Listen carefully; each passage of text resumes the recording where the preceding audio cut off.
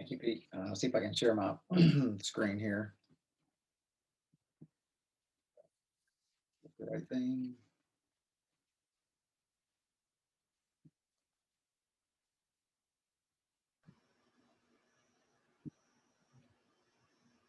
Is that showing up for you guys? Yeah, we can see that. It just needs to be presented to you. Yeah. Yep, that's fine. Okay, great. Again, thanks to Pete and for the Global Center for inviting me to speak after submitting my proposal. It's really great to be here. Like Jackie, I kind of came into digital theology through, you might call the side door.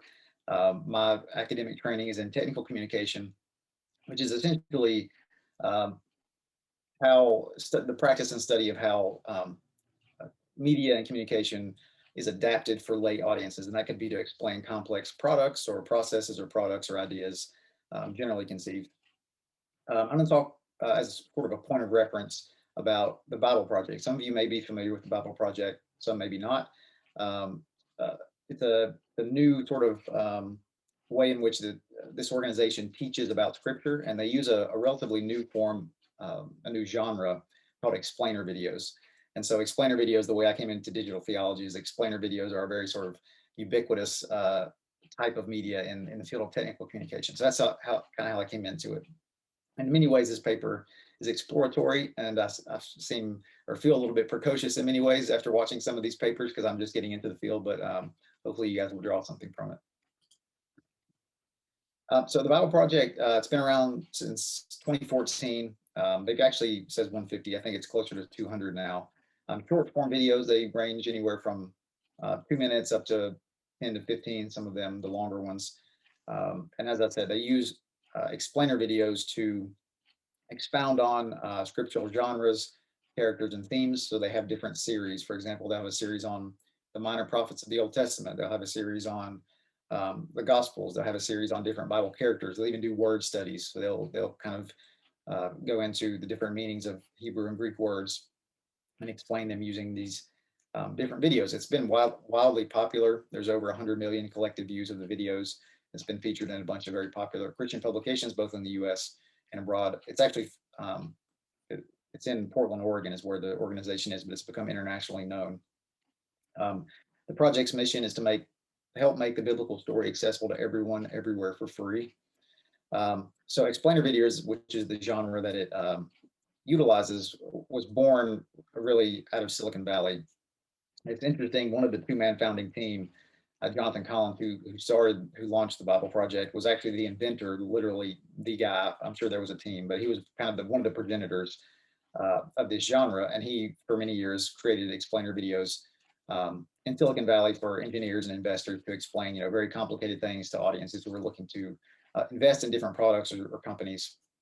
And his college roommate, Tim McKay, is a Reformed Bible scholar. And so they sort of at mid-career were like, we're going to switch gears and do this project. So it's really interesting. I only have time to show you a very brief clip just to give you an idea of the aesthetic and what they feel like. I encourage you on your own time to go watch more, but I'll just kind of play about 20, 30 seconds, scrub through just so you get an idea of what they look like.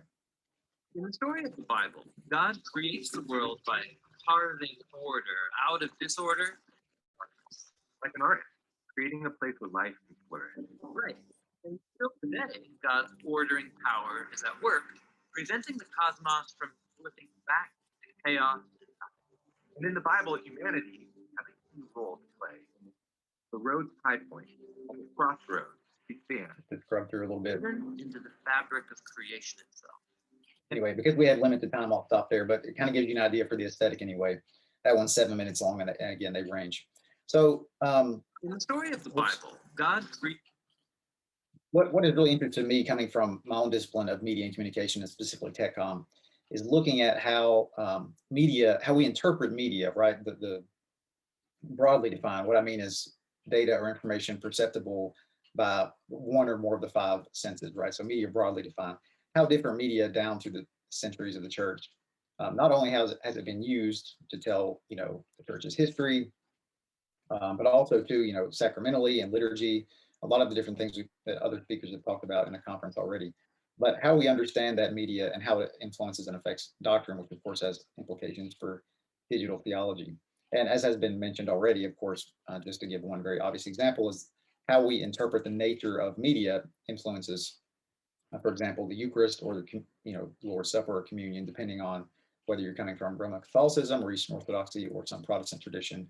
It influences, how you see the bread and the wine, if you consider real presence or not. That actually has implications for theology. So this is how I'm approaching this kind of line of thinking, and how we have gotten to a place where the Bible Project is sort of an accepted genre and very sort of lauded project within the Protestant tradition. One school of media theory that has really influenced me is what's called the Toronto School. It emerged in kind of the mid 20th century. And there's many other thinkers. These are some of the primary ones that have really impacted my thinking in terms of this project. Marshall McLuhan was probably the most well-known. He coined the message, the phrase, the medium is the message. And so essentially what he means there is that the type of media, right? So the channel or the form or the genre by which and through which we communicate is just as, if not more important than the content of the message itself, right? So this has implications again for digital theology. And so just to kind of give a brief context of some thinkers, Walter Ong, he was actually a Jesuit priest writing in the mid-late 20th century. He wrote a book 30 years ago called Orality and Literacy. And in that, he kind of documented the shift and discussed the shift from pre-literate cultures, so primarily oral and oral cultures, when they made the shift to become primarily script-based, what he called chirographic, and then onto typographic, so after the advent of the printing press. So when that shift happened, not only did it change, of course, it does change how those cultures use technology, but it fundamentally changes the epistemology and even the ontology of that culture. So how cognitive processes work, how our memory works, all these different things. So he's kind of one in the line of that tradition of the Toronto School.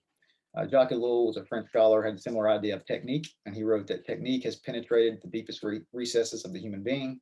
The machine tends not only to create a new human environment, but also to modify man's very essence. And then most relevant for my thinking in this project is Gregory Omer, who's a more contemporary writer. He's still around and writing. He theorized what he calls electricacy.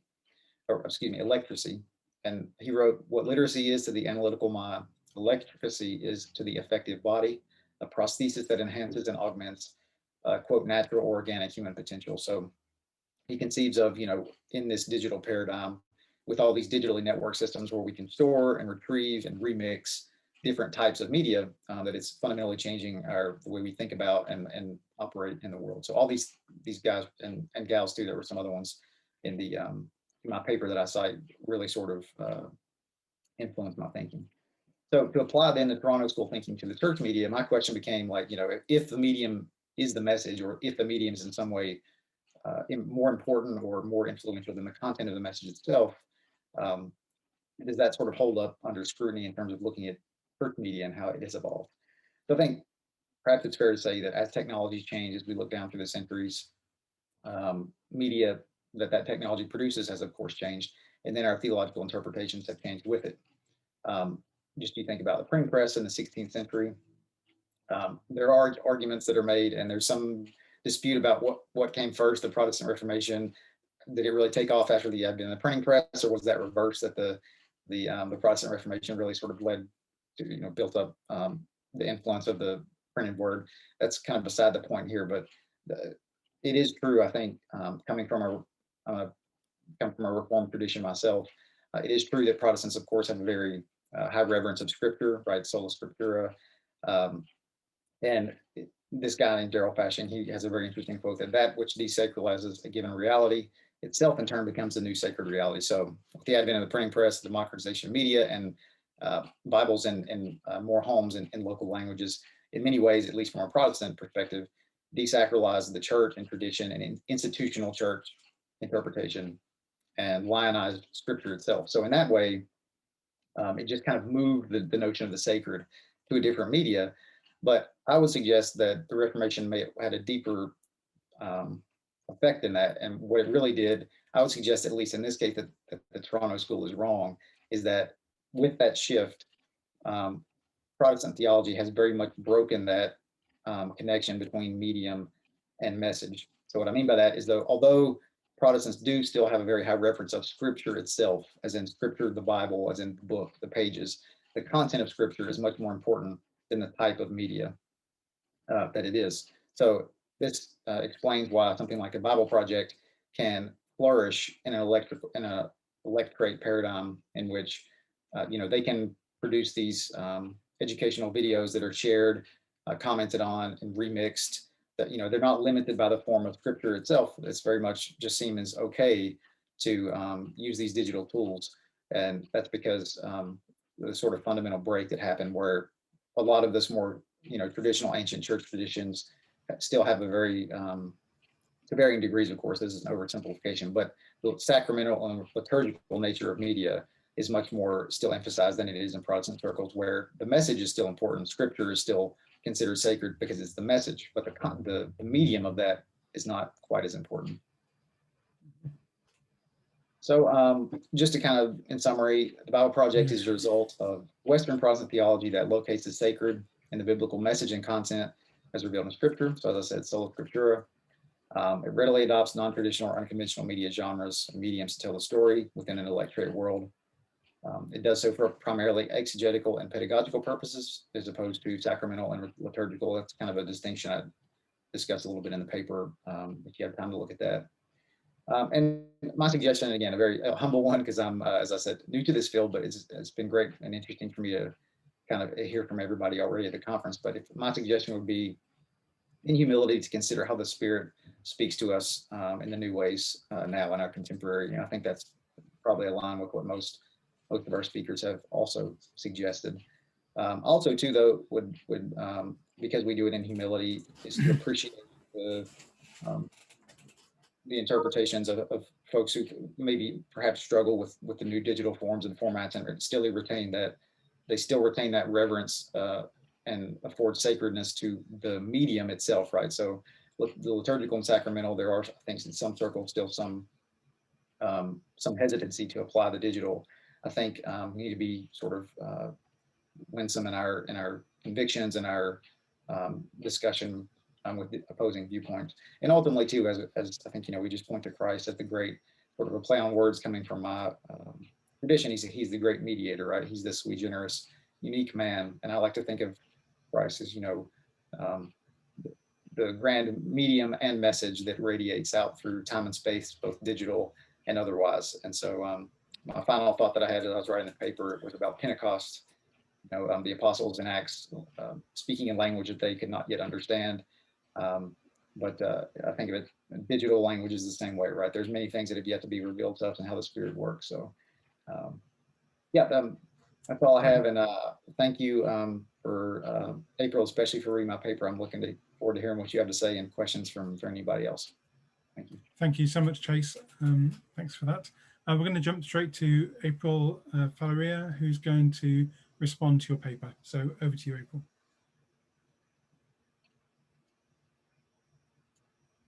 Okay, I hope you bear with me and my voice. It's almost midnight here from where I am, so I'm trying to hang on.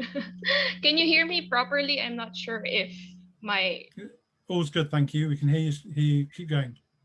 Okay, so as my response to this reminded me of that one church service where a pastor, he's a guest pastor, and he told us that we should bring out our printed Bible like this. And that he does not discourage the use of Bible apps. And I didn't know if I would feel ashamed or embarrassed because I was using my phone, my Bible app, when he said that. So that question led me actually to this question that, does it make a difference if I read my Bible from this book and from my phone? What difference does it really make? So there's this study here in the Philippines, which I did among millennials, wherein these millennials actually use Bible apps in their personal devotions, in their in-depth study. So when I asked them in which activity they mostly use their phone or their Bible apps, it's to access the Bible. So that's the number one. This is also the same with Wendy Villar's studies, where participants actually found the most spiritual impact and encouragement through Bible apps. So this is in relation with the Bible Project, which really aims to give more access to people somehow, or allow people to have access to the Bible in a different way. This time it's more visual, unlike most Bible apps, it's just text. But somehow they work in a similar way that it's digital, you know. But here, both studies, they presented that to their spiritual impact to the individual. And in the paper, there's also this question that the embodied experience and then the disembodied experience. It made me ask this, like, if I use something digital and it is disembodied, does it mean that it lessens my spiritual experience? Does it mean that my spiritual experience has less quality because it's disembodied? So that's one question that's, I don't know yet the answer, and maybe we can discuss about it, but that's one thing. Also, what you also mentioned in your paper, that we should not neglect the traditional, but still be open to the unorthodox ways in which the Spirit speaks to us. Where do we find the balance? Will we ever find the balance between the two, of the traditional and the new ways in which the Spirit speaks to us? Can we completely just move on from the traditional and go to the new one? Or how do we reconcile these two ideas, which can be very contrasting? So that's the second question that I have. And also, you mentioned about the person, as the ultimate form of media. But right now, how do we do that, especially here in my country, where it's still very difficult to go and interact with other people given the circumstances we have right now? Like most churches, I think, at least from where I am from, I have not seen my fellow church members for more than a year. Everything we do now is digital. So does it mean that that we are not embodying, or we're not, the image of God, that there's the sense of touch and smell? So I think more than suggestions, I have more questions, because as I read on this, I reflect on our experiences here, from where I am, from the context I am in, also with that sacred and secular. There's this one mentor who told me that, do we have to separate sacred and secular? There's this thought in theology that, is there really a separation between sacred and secular? So there are, as you mentioned, there are people who are still skeptical of using the digital because it's something secular. But we see right now, and also with the study I did, that this phone is being used, or somehow it's able to mediate something that's spiritual to the user. So I hope those questions will be able to answer, or somehow be able to discuss these things tonight. So thank you.